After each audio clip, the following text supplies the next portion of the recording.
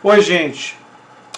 Eu poderia fazer um vídeo falando do fato de que o Senado barrou e suspendeu os efeitos do decreto do presidente Jair Bolsonaro que facilita porte de armas no país, por 47 votos a 28. Eu poderia falar sobre o fato de que o STF votou pela suspensão do decreto, pelo menos parte dele, de Jair Bolsonaro, que extinguia os conselhos de administração pública, que é um retrocesso na participação popular e um caminho para um Estado ainda mais autoritário. Eu poderia fazer um vídeo sobre esses temas e talvez eu ainda faça vídeos sobre esses temas. Mas a minha preocupação central nesse momento é um pouco mais, como é que eu diria, simbólica, de valores e de princípios e da própria fundação do Estado Democrático de Direito, da própria democracia brasileira. Se nós caminhamos para um Estado com projetos civilizatórios, nós ainda temos isso, ou se nós caminhamos para a barbárie. E é isso que eu vou falar com vocês no vídeo de hoje. Se vocês chegaram agora, o canal é a Nova Máquina do Tempo, eu sou André Teixeira Jacobina, aqui a gente fala de política, de ciência e de filosofia. Tem uma seção do canal com diálogos com grandes especialistas. Eu já estou inclusive em contato com uma figura que é uma grande especialista em previdência, que, enfim, dispensa apresentações, vocês vão conhecer aqui, se não já conhecem, vão conhecer aqui no canal. Eu estou conversando com ela, enfim, não vou dizer o nome ainda. E o Filosofia Popular às sextas-feiras, que amanhã vai ser sobre Chernobyl, mas que eu estou pensando em fazer um Filosofia Popular sobre o Vertigem na Democracia, ou algo assim, que é um filme, um documentário que está agora no Netflix, né? Eu ainda comecei a assistir, não terminei, e vou fazer o Filosofia Popular provavelmente da semana que vem sobre esse filme. Eu talvez faça um Filosofia Popular especial em outro dia. Mas vamos entrando, mas eu já vinha falando sobre isso no canal, né? Sobre essa questão da encruzilhada que o Brasil se encontra. E existem alguns sinais dessa encruzilhada que são bastante problemáticos. Por exemplo, Reinaldo Azevedo é claramente um liberal. É uma pessoa da direita, falou várias coisas que a gente não concorda, teve uma atuação complicada em episódios históricos aqui do Brasil que a gente pode criticar. Mas Reinaldo Azevedo já há algum tempo vem assumindo uma postura que eu chamaria de republicana. Ou seja, ele não está no caminho daqueles que querem a subversão da lei para atingir seus objetivos políticos. E eu imagino que, no caso de Reinaldo, isso tem muito a ver com o fato de que ele está preocupado com a biografia dele. Ele pensa e com a própria consciência, né? E tem outros exemplos como o dele, né? Não são muitos. Mas o que eu fiquei pensando foi que parte da direita, por ele ter assumido essa postura, o abandonou, a direita já o odeia. A polarização política no Brasil leva a isso, né? E aí eu fiquei pensando sobre o fato de que nós caminhamos num tipo de polarização política que leva as pessoas a, por exemplo, naturalizar e normalizar um juiz aconselhar um promotor, quer dizer, um juiz atuar subvertendo a nossa Constituição. E eu estava tendo um debate com um dos inscritos, né, se não me engano, o Mauro, né, e ele disse assim, mas teve o exemplo do Toffoli, teve o exemplo de outras pessoas, Gilmar Mendes, que deviam ter se dito suspeitos por ter sido indicados nos governos petistas e que não fizeram isso. E começou a citar uma série de outros desvios do judiciário e tal, meio que querendo dizer que nós vivemos numa república de bananas. Aliás, ele usou essa expressão, e no sentido de que nós vivemos numa terra sem lei. E eu acho esse pensamento muito, muito perigoso. Muito, muito, muito perigoso. Eu tenho uma postura que às vezes que me leva a enfrentamentos não só com a direita, mas também com a esquerda, que é a postura que não é isenta. Eu tenho um lado, eu nunca escondi que sou um libertário de esquerda, nunca escondi minha defesa da democratização, minha defesa por um sistema de saúde universal. Minhas posições são absolutamente transparentes, né? Mas eu tenho uma postura diante da democracia legalista, e no sentido de contrário a qualquer forma de autoritarismo e qualquer forma de subversão. E quando esse discurso é apresentado para mim, eu digo, como disse lá, um erro não justifica o outro.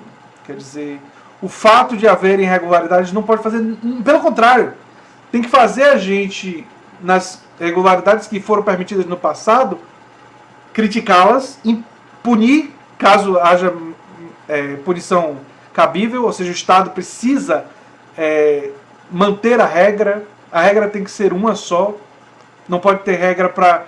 Não, regra para crime de colar branco é uma, regra para cá é outra, e a gente vai comprando e vai normalizando e vai legalizando. Não, a gente não pode fazer isso.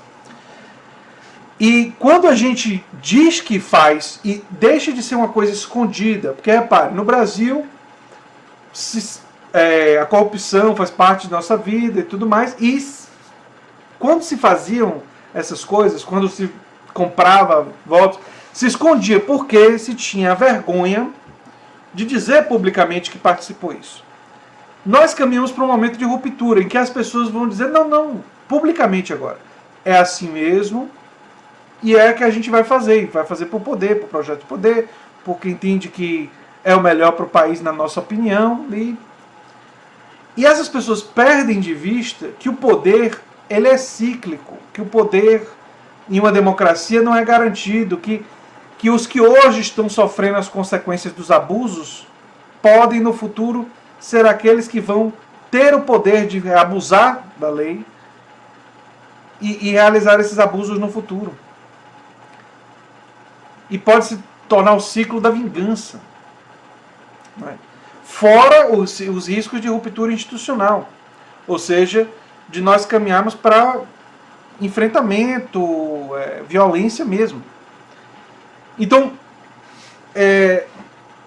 isso é muito grave, porque eu estou pensando não apenas do ponto de vista político, macropolítico. Eu estou pensando também na gravidade que isso significa, o que é que nós estamos dizendo para os jovens, para as gerações, para as pessoas, para a nossa população. O que é que nós estamos dizendo para a nossa população que, olha, para atingir os meus objetivos, vale tudo. Eu disse no meu vídeo anterior uma frase que vem do meu livro A Nova Máquina do Tempo. E a frase que está no meu livro, né, eu posso até depois dizer para vocês a página, na descrição, é a frase que diz, são os meios que definem o caráter dos fins. E eu reajo dessa forma no livro porque eu estou fazendo o que eu chamaria de uma aspiração ética, que tem a ver com a cosmovisão, a visão de como a sociedade deve ser, não uma descrição sobre como a sociedade é. Quando Maquiavel disse, do Príncipe, os fins justificam os meios, ele estava, em vários sentidos, descrevendo como a sociedade era. Isso deu até um ramo da ciência política, uma corrente, né, que se chama de realismo político, de encarar a realidade como ela é e não como ela deve ser. E é fundamental reconhecer a realidade. Mas ao mesmo tempo que é fundamental reconhecer a realidade como ela é, isso é importante para análise, para reflexão, para ação política. A realidade como ela é, quando ela corresponde a uma ruptura de princípios e valores democráticos e de regras, ela não deve ser a nossa aspiração, ela não deve ser aquilo que nós ambicionamos ser. Uma das coisas que eu mais gosto no seriado Jornada nas Estrelas, em Star Trek, é o fato de que os personagens, eles costumeiramente dizem que o que faz nós mais humanos, quer dizer, onde nós encontramos o melhor da nossa própria humanidade, é quando nós não estamos satisfeitos com o que nós somos. É quando nós ambicionamos ser mais do que nós somos. Ser mais justos. Ser mais...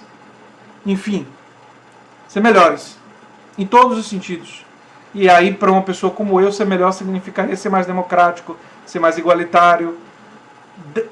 dar a todo ser humano a oportunidade de ter uma voz ativa e que todo ser humano possa conquistar o seu espaço na sociedade e que possa dar sua contribuição, desenvolver suas potências, se tornar cada vez a melhor versão que ele ou ela, ou outra denominação que a pessoa queira colocar para si mesmo, possa ser. E o que me preocupa é que o que a gente está dizendo para as pessoas, para os jovens e para a sociedade em geral, é completamente diferente do ponto de vista dos princípios e dos valores.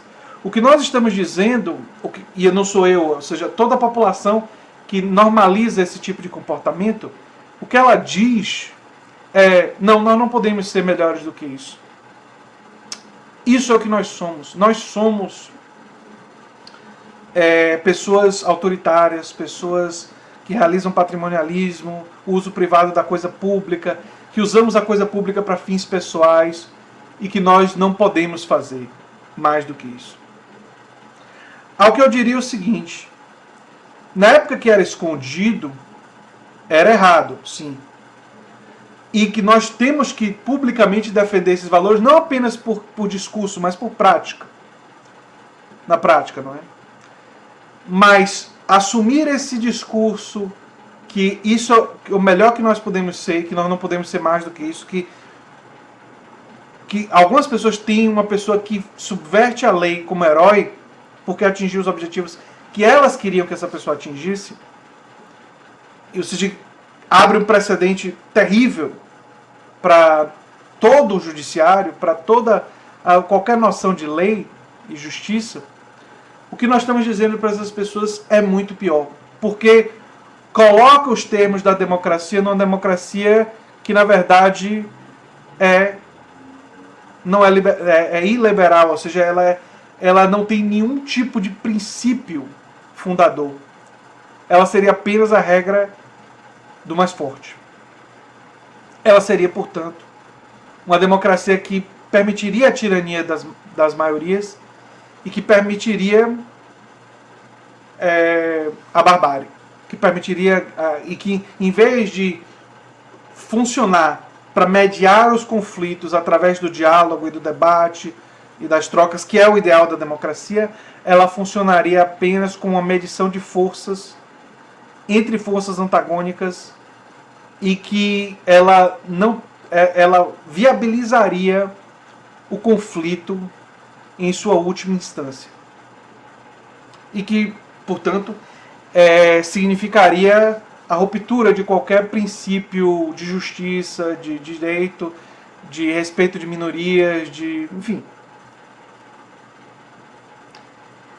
E o engraçado é que hoje as pessoas que defendem isso foram as pessoas que criticaram os abusos que houveram no passado, né? Abuso no sentido de pessoas corruptas em instituições públicas, mensalão, compra de votos e tudo mais. Quer dizer, e o que elas não percebem, e aí é a grande ironia do destino, é que existe a clara possibilidade de no futuro a situação se inverter de novo. Isso é que é o mais triste para uma pessoa como eu, porque o que eu entendo que nós temos que defender não é uma vingança. O que nós temos que defender são esses princípios e esses valores. E almejar ter uma democracia mais justa e ter um judiciário que ambicione pela justiça. Porque se a gente não pode, se chegar ao ponto que a gente não acredita, aí, enfim, as coisas vão se resolver de uma forma muito complicada. E é preocupante, é verdadeiramente preocupante a encruzilhada que o Brasil se encontra e a mensagem que parte da população hoje está dando para os jovens. E houveram pessoas no passado que também deram uma mensagem ruim em relação a erros cometidos no passado. Quem, por exemplo, disse que não tinha nada de errado com compra de votos no Congresso, passou essa mensagem. Se por acaso alguém disse que, enfim, o Congresso era ilibado, ou, enfim, que não tinha nada, nenhuma autocrítica a se realizar, também essa pessoa passou uma mensagem complicada.